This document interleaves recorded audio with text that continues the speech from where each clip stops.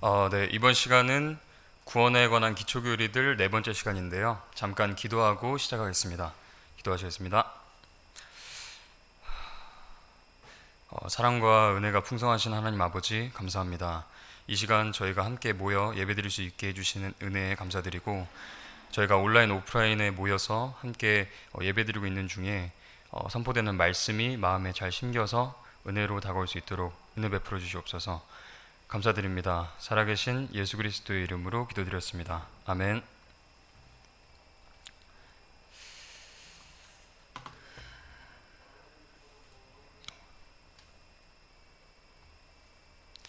네, 이번 시간 구원에 관한 기초교리 네 번째 시간이고요. 구원의 영원한 보장입니다. 구원의 영원한 보장. 이것은 제게 너무 당연한 진리라서 준비하면서도 많이 고민했습니다. 이것을 기초교리로서 다뤄야 하는 이유가 뭘까? 구원받은 것은 전적으로 하나님의 은혜로 내 행위와 상관없이 믿음으로 받은 건데, 도대체 무엇이 한 번 받은 구원이 영원히 보장된다는 단순하고 쉬운 진리를 흔들 수 있을까? 구원을 두고 영원한 보장에 대해 이야기한다는 것은 구원을 도중에 잃어버릴 수 있다는 어떤 낯선 음성에서부터 시작됐을 것입니다. 저는 전에 간증 때 말씀드렸다시피 구원파에 속한 교회에 다녔고, 그곳에서는 구원받으면 구원을 잃어버리지 않는다는 것에 대해 반복적으로 가르쳤습니다. 순서는 동일합니다. 아담의 씨에서 나서 죄성을 물려받아 죄인으로 태어나서 죄를 지을 수밖에 없는 인간임으로 지옥에 갈 수밖에 없는 상태인데, 예수 그리스도께서 우리의 죄를 대신 짊어지고 십자가에 못 박혀 돌아가심으로 우리의 과거, 현재, 미래죄까지 다 사해 주셨다. 고로 구원받았으면 죄를 지어도 이미 그 죄까지 다 없애주셨기 때문에 의인임으로 지옥에 안 가고 천국 간다. 그러면서 영원한 보장을 설명하기 위해 로마서 8장 38절 39절을 인용했습니다. 이런 정리된 내용을 어릴 적부터 들여와서 사실 구원의 영원한 보장에 대한 것은 딱히 생각해 본 적이 없었습니다. 그런데 그곳에 몸담고 있던 시절에 종종 기성교회에 대한 비판적인 말들을 들었습니다. 행위 구원에 대한 이야기들, 구원을 잃어버릴까 걱정하면서 구원을 지키기 위해 열심히 선행을 한다는 얘기를 들었던 기억이 있습니다. 그런데 그곳을 나오고 나서 먼 나라 얘기로만 들렸던 이야기가 많이 가깝게 들려오는 것을 느꼈습니다. 예수님의 공로 50%, 나의 공로 50%. 도대체 이 가짜 가르침이 성경 어디를 근거로 생겨났는지 알 수 없지만, 이것은 대놓고 하나님의 완전하심을 부정하는 것입니다. 겸손한 듯 보이지만 아주 교만한 것입니다. 뭔가 이래야 마땅해 보이고 염치 있어 보이지만 사실은 다 똑같이 예수 그리스도의 사역이 불완전하다는 것을 주장하는 것입니다. 그리고 인간의 상태, 즉 죄인이 무엇인지를 잘 모르는 것에서 오는 큰 오류입니다. 인간은 결코 행위로 구원받지 못합니다. 율법의 모든 조목을 다 지켜야 하나님의 기준을 만족하는 것입니다. 야고보서 2장 10절입니다. 누구든지 온 율법을 지키다가 한 조목이라도 어기면 모든 것에서 유죄가 되나니, 그중 하나라도 어기면 유죄입니다. 구약 시대에 율법이 주어진 이후 모든 율법을 다 지켜서 구원받은 사람은 없습니다. 로마서 3장 23절입니다. 모든 사람이 죄를 지어 하나님의 영광에 이르지 못하더니. 성경은 정확하게 모든 사람이 죄를 지었다고 말씀합니다. 죄인인 사람이 어떤 선한 행동을 해도 어디까지나 똑같은 죄인인 사람 기준에서 선이지 하나님의 영광에 이르지 못합니다. 영광에 이르지 못한다. 이 부분을 주목하시면 좋겠습니다. 바로 이 부분에서 인간의 공로는 애초에 낄 수 없다는 것을 알 수 있습니다. 이런 게 바로 죄인입니다. 우리 모두가 이런 죄인으로 태어난 것입니다. 그런데 어떻게 내가 내 구원을 이룰 수 있겠습니까? 죄인이 죄인을 구원할 수는 없습니다. 퍼센트로 50대 50을 나누는 것은 코미디가 아닐 수 없습니다. 예수 그리스도를 믿음으로 은혜로 구원을 받는 것에 대해, 그리고 그렇게 받은 구원이 어떤 뭔가를 해야지만 유지되는 게 아닌 받는 즉시 영원히 보장됨을 성경 말씀을 통해 확인하겠습니다.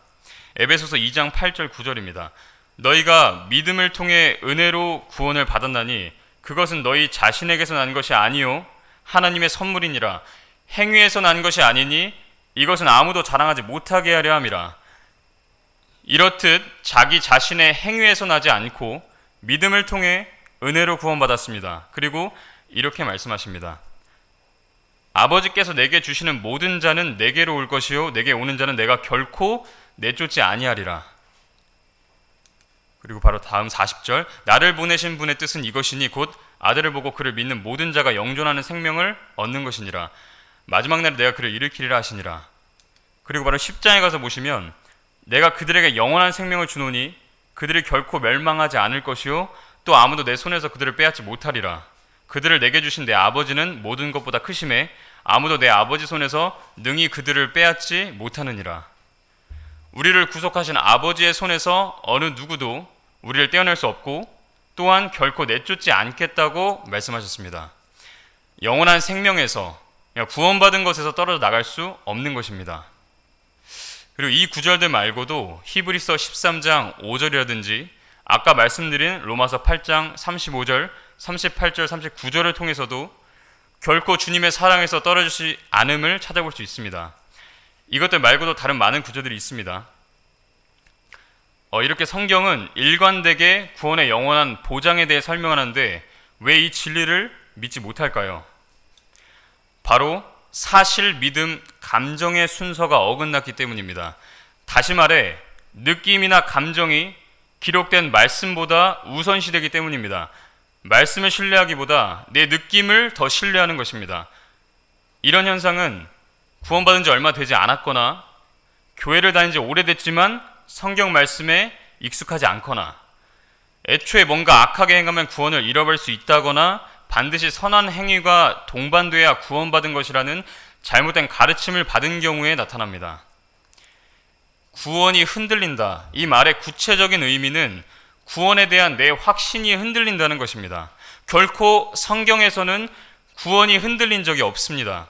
나 자신이 흔들린다고 우리를 구원하신 예수 그리스도의 그 사역이 없던 일이 되거나 구원을 받은 그 사실 자체가 지워지진 않습니다. 다만 죄를 범했을 때 마음이 크게 요동치고 괴롭고 지옥에 대해 생각이 나면서 혹시 구원 안 받은 거라면 하고 생각하게 됩니다. 성경에선 죄를 범함으로 구원의 확신과 기쁨을 잃어버릴 수 있다고 말씀합니다. 요한 1서 3장 20절에서 21절 말씀입니다. 만일 우리 마음이 우리를 정죄한다면 하나님은 우리 마음보다 크시고 모든 것을 아시느니라. 사랑하는 자들아, 만일 우리 마음이 우리를 정죄하지 아니한다면 우리가 하나님을 향해 확신을 갖고, 그러니까 죄를 범했다면 우리의 마음이 이를 정죄한다는 것입니다. 에덴 동산에서 아담이 하나님께 범죄한 뒤에 하나님의 음성을 피해 숨었던 것처럼 동일하게 구원받은 우리가 죄를 지었을 때에는 하나님의 말씀인 성경 기록에서 눈을 돌리고 자꾸만 쉽게 불안한 감정과 생각에 빠지는 것입니다. 그러나 우리는 이러한 죄의 특성을 이해해서 죄를 지었다고 해서 하나님의 말씀에서 멀어지지 말고 오히려 기록된 말씀을 힘써 붙잡아야 합니다. 그리고 또한 기쁨도 잃어버립니다. 시편 51편 12절입니다. 주의 구원의 기쁨을 내게 회복시켜 주시고 주의 자유로운 영으로 나를 떠받쳐 주소서. 이 시편을 기록한 다윗은 우리아의 아내인 밧세바를 간음한 죄를 짓고 즉시 구원의 기쁨을 잃어버렸습니다. 구원을 딱 받고서 예수님을 영접하면 기쁨과 감사가 넘칩니다. 천국과 가까워진 기분이고 갑자기 속에서 선함이 올라오는 느낌이 있습니다. 일반적으로 기쁨과 감사함을 갖게 됩니다. 그런데 하루 이틀 그리고 일주일이 지나면서 처음 다짐은 온데간데 없고 어느새 그 전에 짓던 죄들의 유혹을 받아서 한 번, 두 번 죄를 짓기 시작합니다. 그렇게 넘어지다 보니 내가 구원받은 게 정말 맞는지 의심이 들기 시작합니다. 예수님을 믿고 의롭게 됐는데 내 모습 왜 이렇지? 거듭났다면서 왜 바뀐 게 크게 없는 것 같지? 아무래도 구원 안 받은 거 아닌가? 이런 쪽으로 생각이 쉽게 흘러갑니다. 그러나 이런 사고의 흐름은 열의 아홉은 구원받으면 한 번에 성령의 열매가 맺히고 예수님처럼 살게 되는 것으로 오해하는 것에서 비롯됩니다. 다시 말해 획기적인 변화나 극적인 변화를 기대하고 실제로 그러할 것이라고 잘못 알고 있기 때문입니다. 물론 저희는 구원받고 거듭난 사람은 선한 행위를 할 수 있습니다. 그리고 그렇게 하라고 말씀하십니다. 에베소 2장 10절입니다. 우리는 그분의 작품이요 그리스도 예수님 안에서 선한 행위를 하도록 창조된 자들이니라. 하나님께서 그 선한 행위를 미리 정하신 것은 우리가 그 행위 가운데서 걷게 하려 하심이라. 그러나 이 말씀을 보시기 바랍니다. 로마서 7장 18절 19절입니다. 내 안에 곧 내 육신 안에 선한 것이 거하지 아니하는 줄을 내가 아노니 원함은 내게 있으나 선한 그것을 어떻게 행할지는 내가 찾지 못하노라. 이는 내가 원하는 선은 내가 행하지 아니하고 도리어 내가 원치 아니하는 악 곧 그것을 내가 행하기 때문이라. 이것은 바울의 말입니다. 우리의 수준을 훨씬 뛰어넘는 구원받은 사람의 말입니다. 계속 읽어보겠습니다. 그런즉 내가 한 법을 발견하노니 곧 내가 선을 행하기 원할 때에 악이 나와 함께 있는 것이로다.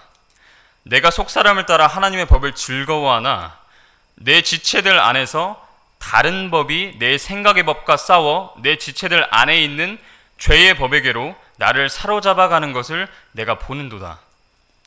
여기서 우리는 한 가지 사실을 발견할 수 있습니다. 바로 구원받은 사람에게 속사람이 있고 육신, 즉 겉사람이 있다는 것입니다. 제가 지난 시간 구원과 거듭남에 대한 설교에서 사람은 영과 혼과 육 이렇게 세 부분으로 이루어져 있다는 사실을 말씀드렸습니다. 그때 구원받은 것은 혼이고 이와 동시에 영은 거듭났다. 그리고 다시 태어났다고 했는데 바로 이때 새롭게 창조된 새 사람, 즉 하나님의 법을 즐거워하는 속사람이 생긴 것입니다. 그래서 원래라면 하지 못할 선한 행위도 이 세 사람을 통해 가능하게 된 것입니다. 근데 로마서 7장 24절에 바울은 나는 비참한 사람이로다. 이 사망의 몸에서 누가 나를 건져내랴. 이렇게 괴로워했습니다. 우리들보다 속사람이 훨씬 강건하고 힘이 있지만 말입니다. 로마서 8장 23절 24절 보겠습니다. 그들뿐 아니라 우리 자신 곧 성령의 첫 열매를 소유한 우리까지도 속으로 신음하며 양자 삼으심 즉 우리 몸의 구속을 기다림은 우리가 소망으로 구원을 받았기 때문이라. 그러나 보이는 소망은 소망이 아니니 어찌하여 사람이 보는 것을 여전히 바라리요.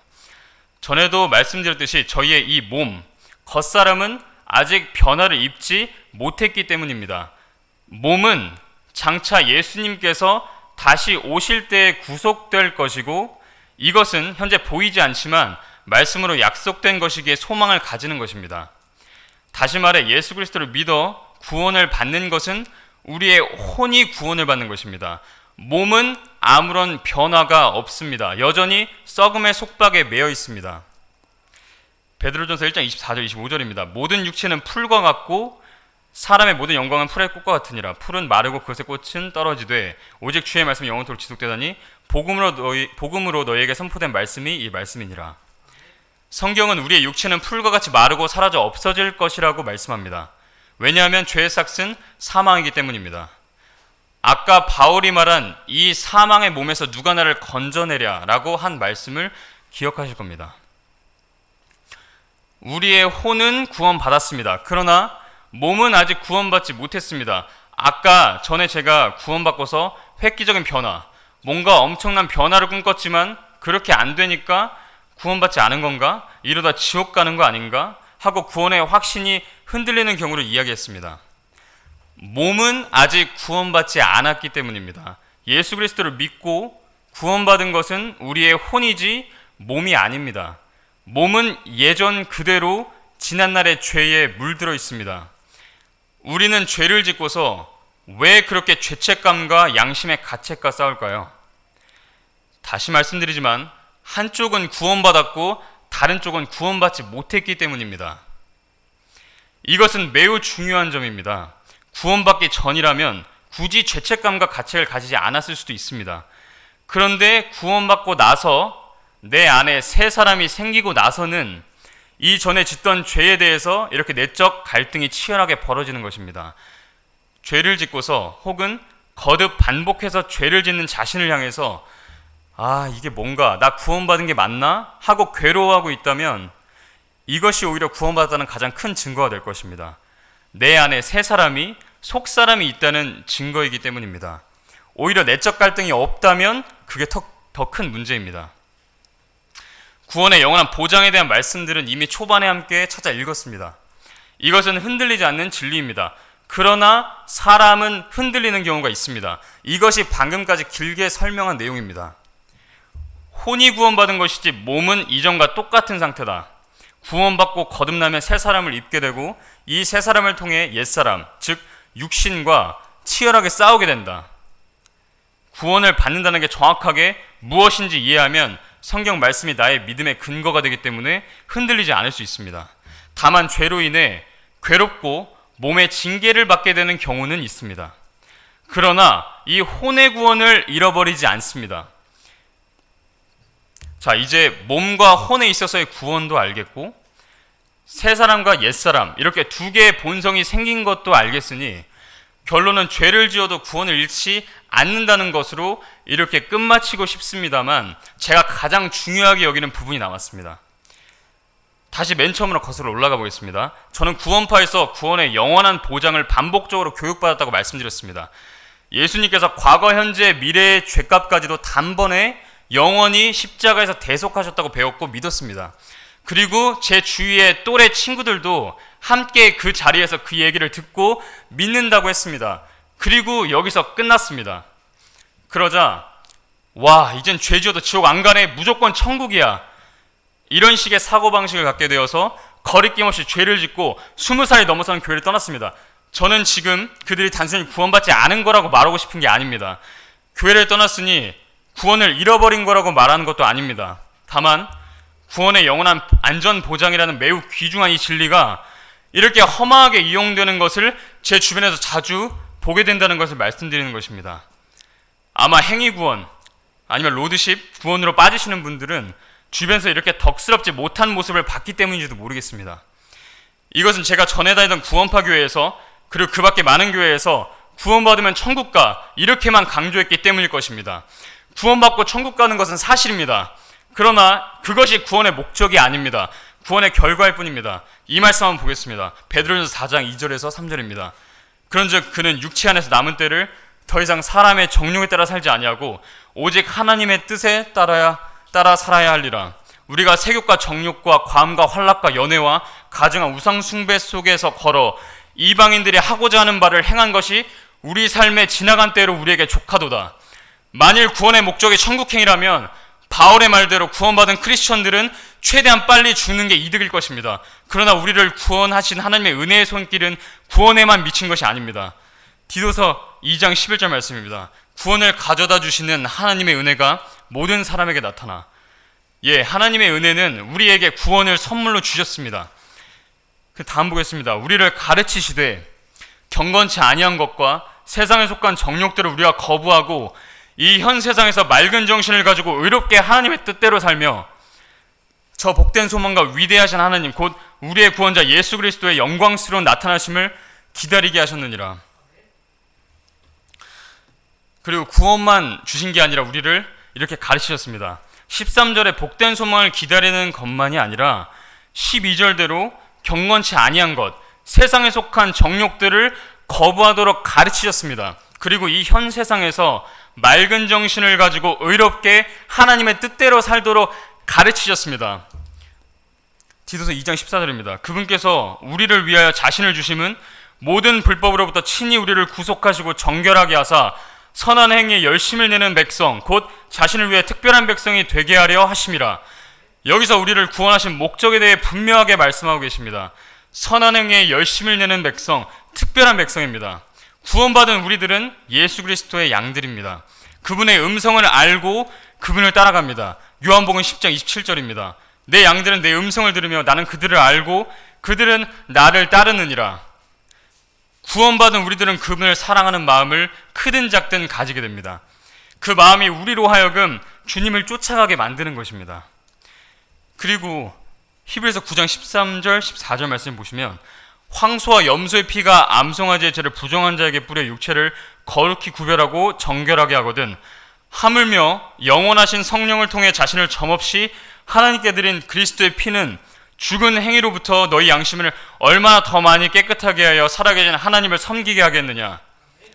죽은 행위로부터 너희 양심을 얼마나 더 많이 깨끗하게 해야 살아계신 하나님을 섬기게 하겠느냐. 제가 아까 내적 갈등에 대해 이야기했습니다. 죄로 인한 갈등, 이것은 방금 이 말씀대로 예수님의 보혈로 깨끗이 씻긴 우리 양심이 정상 작동하기 때문입니다.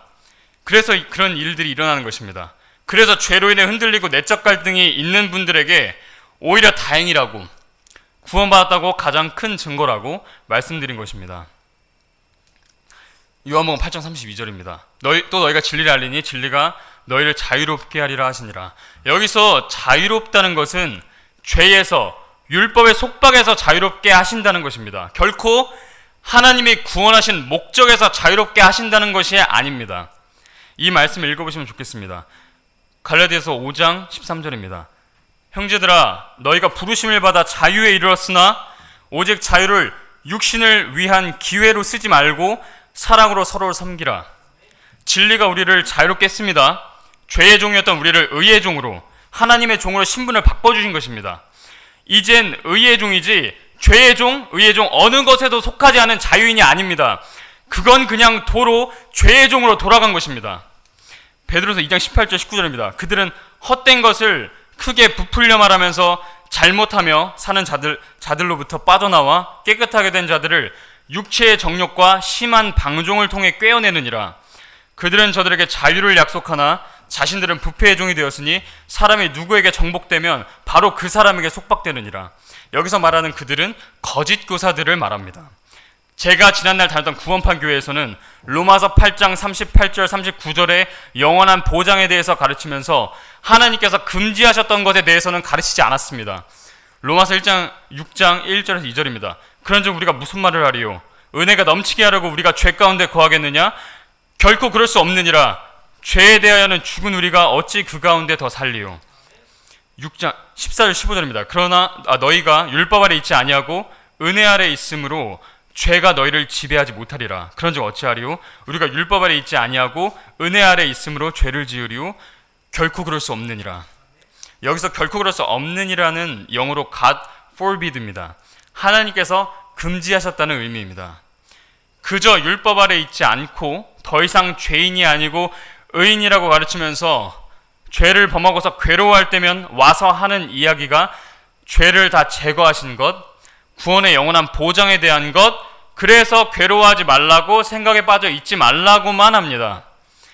사랑하는 주 하나님께 죄를 지어 비통한 마음을 회개하는 과정을 없애버렸습니다. 그래, 나 지옥 안 가. 괜찮아. 지금 지은 이 죄도 다 이미 사해졌어. 혼은 구원받았지만 몸은 구속을 기다린다는 사실을 전혀 모르는 것입니다. 그렇게 양심을 인두로 지진 괴물 같은 크리스천들이 양성되었습니다. 우리들은 몸의 구속을 기다리는 여전히 죄의 몸을 가지고 있는 구원받은 죄인들입니다. 지옥 가는 죄인들을 말하는 것이 아닙니다. 여전히 죄의 몸을 그대로 입고 있는 것을 말씀드리는 것입니다. 로마서 6장 17절 18절입니다. 그러나 하나님께 감사하리로다.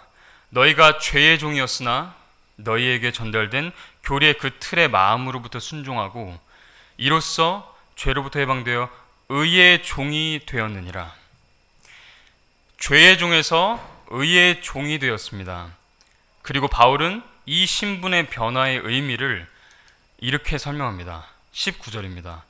너희의 육신이 연약함으로 내가 사람들의 관례대로 말하노니 전에 너희가 너희 지체를 부정함과 불법에게 종으로 내주어 불법에 이른 것 같이 이제는 너희 지체를 의에게 종으로 내주어 거룩함에 이르라. 구원은 천국 확정 끝이 아닙니다. 우리를 구원하신 그분 주 예수 그리스도를 닮아가는 그 시작입니다. 오늘날 어느 교회들에서는 여전히 율법 아래 얽매이게 하고 또 어느 교회들에서는 너무 심한 방종으로 흘러가게 방치하고 있습니다. 잠언 4장 27절입니다. 오른쪽으로나 왼쪽으로나 치우치지 말고 내 발을 악에서 떠나게 할지어다. 여전히 사망의 권세 아래에서 굴종에 있거나 아니면 의의 종 신분을 망각한 채 방종한 채 사는 것. 우리는 좌로나 우로나 치우치지 않고 주님의 눈 앞에서 주님의 완전한 길에서 떠나지 않고 주를 두려워하는 것에서 떠나지 않아야 합니다. 그런 의미에서 구원의 영원한 보장을 통해 몰래 들어와서 다시금 율법의 속박 아래에 가두려는 거짓 교사들로부터 혼들을 지키고 의의 종 신분을 망각한 채 방종으로 흘러가려는 사람들에게 이 큰 은혜의 의미를 기억하게 하는 일이 필요할 것입니다. 다음 말씀을 읽고 마치겠습니다. 로마서 8장 35절 그리고 38절 39절입니다. 누가 우리를 그리스도의 사랑에서 떼어놓으리요? 환난이나 곤경이나 핍박이나 기근이나 벌거벗음이나 위험이나 칼이랴. 내가 확신하노니 사망이나 생명이나 천사들이나 정사들이나 권능들이나 현재 있는 것들이나 장래 있을 것들이나 높음이나 깊음이나 다른 어떤 창조물이라도 능히 우리를 그리스도 예수 우리 주 안에 있는 하나님의 사랑에서 떼어놓지 못하리라. 아멘. 기도하겠습니다. 하나님 아버지, 정말 감사드립니다. 저희는 오늘 성경 공부를 통해서 구원의 영원한 보장 교리에 대해서 알아봤습니다. 주님, 잠언 4장 27절 말씀대로 좌로나 우로나 치우치지 않고 다시금 율법의 속박 아래에 얽매이지 않고 그리고 의의 종 신분을 망각한 채 또다시 방종하고 죄의 종으로 다시 돌아가는 그런 모습, 그런 곳을 치우치지 않도록 오직 영원한 보장이 얼마나 큰 은혜인지를 기억하면서 주님을 사랑하는 마음을 저희가 다시금 기억할 수 있게 해주시옵소서. 감사드립니다. 살아계신 예수 그리스도의 이름으로 기도드렸습니다. 아멘.